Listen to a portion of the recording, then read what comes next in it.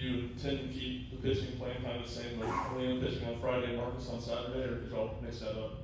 Yeah, more than likely. We got some bullpens today, so we'll see how those go and then have conversations. But that's kind of been the order that held true through the season until we had schedule quirks there with the Thursday series and the tournament. So regardless of how we do it, we're not looking to out-strategize anybody this time of year. Just out-compete people or compete to the best of our abilities, and hopefully that gets us where we want. And if it doesn't, maybe the fans give us an edge that pushes us over the top, because that's been the case a few times this time of year for us when we've been fortunate enough to be in Knoxville. Paige? Yeah, going off of that, just the sigh of relief maybe ending the year the way you wanted to be able to host the regionals. Yeah, I think that there are lots of bullet points you could list under, and maybe you all have already done that on, that it's a good thing or it's an achievement that the guys, were able to earn a regional. It's very difficult to do, to quote a really smart baseball person I talked to yesterday. But the biggest thing is we're 12 days on the road, and so I think the guys needed to get back. We played a couple extra inning games in there for whatever reason. Weather is a part of it, but we've played long games this year, so it was a taxing trip. It was a valuable one for our guys, but it was important, I think, for us to be able to sleep in our own beds, recover, use our weight room. So that's probably the biggest part of this weekend. Eric? Tony, you guys handled adversity pretty well down in Hoover. Down 4 runs early, came back from an error or two in that first game. What have you liked about the way your team's grown, developed, evolved, maybe over the last couple of weeks? I think that they've kept pushing forward in the direction you want to. I mean, that's vague, but there's a lot of different categories to talk about. Individuals have gotten better at, maybe we've gotten better at learning our team, but the general direction, which is forward in a positive way, in a way that shows improvement, whether it shows up to you all or ends up on the scoreboard being displayed or not, I don't know, but just that overall vibe and push forward, which has made it more enjoyable to come to work each day. It has been a good environment, in particular in pregame. The one thing they need to take responsibility for, I guess we do too, is as the game goes on with all these crazy ups and downs, and now it will be more chaotic than ever for not just us, but every program that's still got the benefit of playing is, maintain that same sort of energy and outlook. Ellie? You're good. You're good. Hard pass. Back to Ryan. Kind of going back to the pitching plan, y'all have throughout your tenure pretty consistently kept the same. What do you see as being the main benefits to keeping the same order you've had for the regular season? I think just worrying about what's in front of you is the biggest thing. What innings in front of you, and a guy that I've got a lot of respect for, kind of in an indirect way taught me, you got to think about the one game that's in front of you. Now in tournament format, you can't get blinded by the fact that there is a tomorrow and things like that, and that's maybe benefited us too. Like in last year's final series we played and things like that. Fortunately, it worked out in our favor, but overall, we're just looking at the first inning against Miami of Ohio, and there's 2 other teams that'll be at our park. They'll play before us, so it's impossible to not recognize who they are. They're both talented, but really, it's about the pregame and the first inning against Miami of Ohio. So John in the back and then Ben in the front. Yeah, build off that. What do you know about Miami of Ohio? Obviously, you guys have never played the staff. And, what do they bring to the table? Yeah, it's a very well-balanced team. The starting pitcher that we'll see racked up 11 wins. I don't care where you're at, who you're pitching against. There's certainly credit due there. First-year coach that has their guys playing the right way. His guys have always played well defensively, the teams he's coached, but it's not a team you could say they're great defensively or it's all about pitching or they hit a bunch of homers or steal a bunch of bases. All it is one quick glance at their stat sheet and their season. They've been very well balanced throughout the whole deal, and they had to win their tournament to get here. So they're playing good baseball at the end of the year. Ben? Tony, with Liam, I know you spoke at Hoover about thinking that he tried to throw 2 shutouts in one game. Have you been able to identify anything else that's led to not his usual standards his last 2 outings? Any concern about tipping pitches or maybe having a week off this time benefits him given his workload this season? Yeah, not in particular. I think we've summarized the years. It was a good one for him. he's come a long way. Timing is interesting with this team in particular on conversations, as far as success and then where we're at is what I'm alluding to. But overall for him, I think we feel good that we didn't kind of put him through a meat grinder, especially after what he did. His hand is fine, gave up more hits than he would have liked probably 2 weeks ago or 2 outings ago, but he just faced the conference champs, and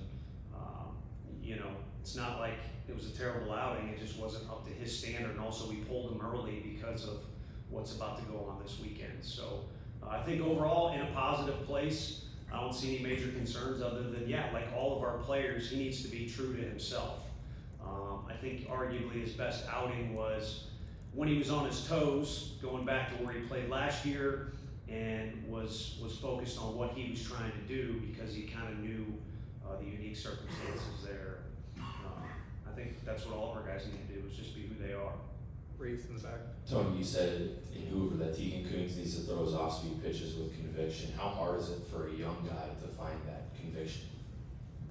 I think, for him it's and I'm just going off observations and probably what his teammates would agree with, it's not about attitude or competitiveness. He does not lack in that category at all. I think it's about repetitions.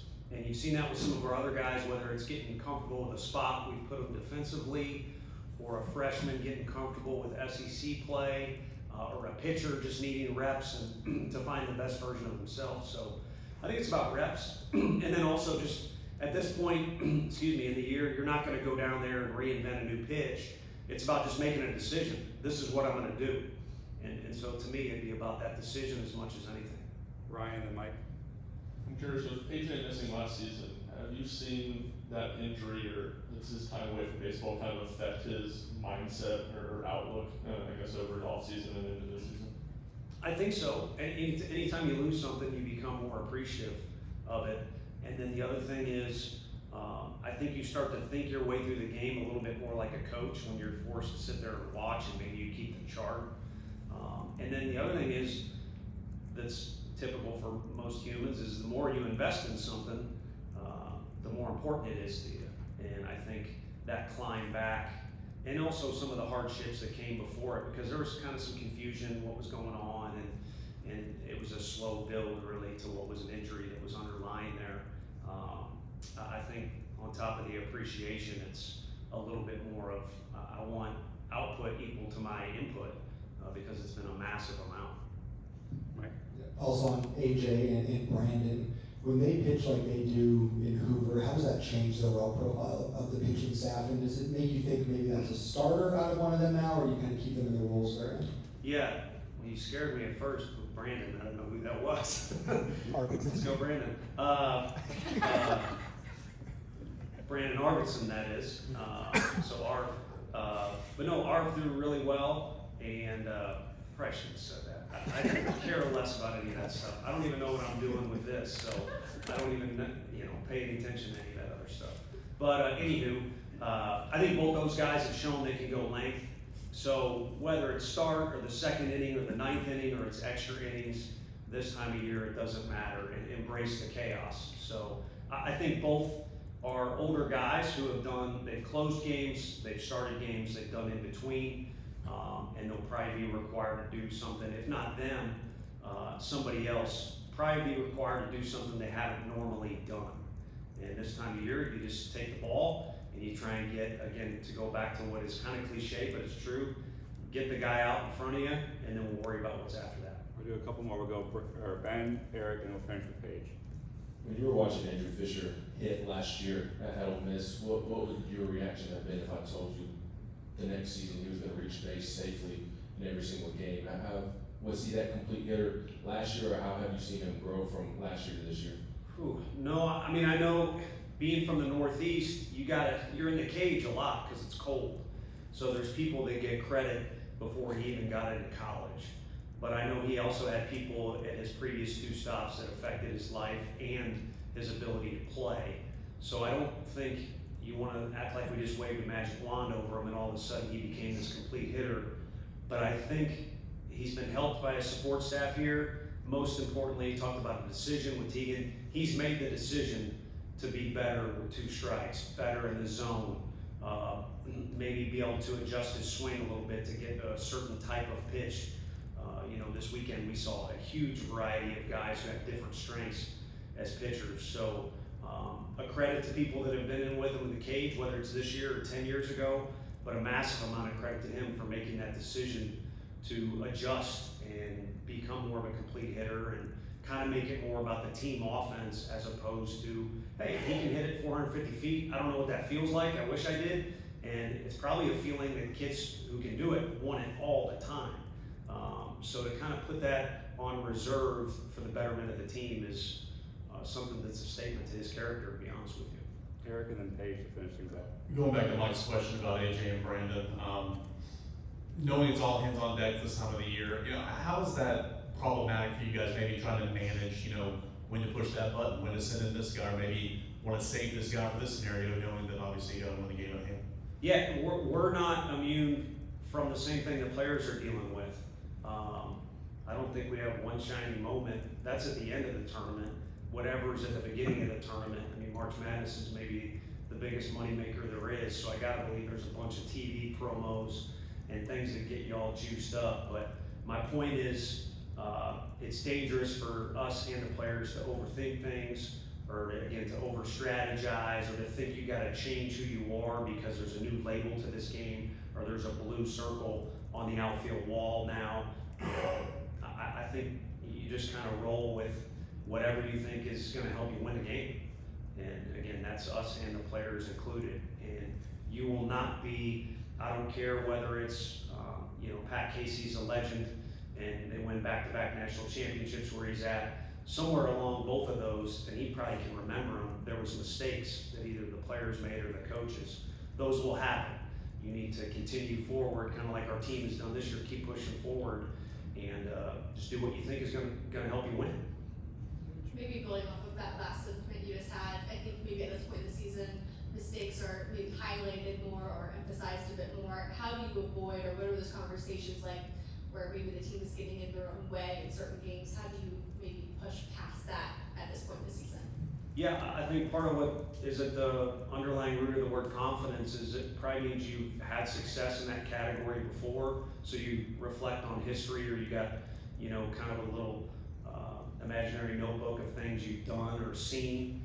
Same thing, look back no further than the SEC tournament.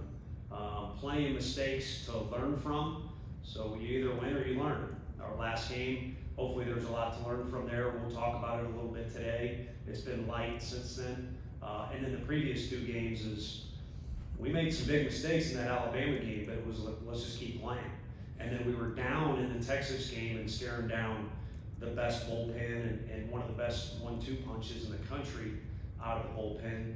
And the guys were able to adapt and find a way to get a W there. So that persistence in that game, that composure in the first game, and then the flaws that we're all flawed, and of course our team is too, that occurred in our final effort in Hoover can help us. And then, the thing about our league is, it's similar to the ACC and some others, it'll beat you up, but it'll also prepare you. So I think our guys can call on a lot of different things that have occurred in the past to help them in the future, but more importantly, present. Thanks, Coach. Could you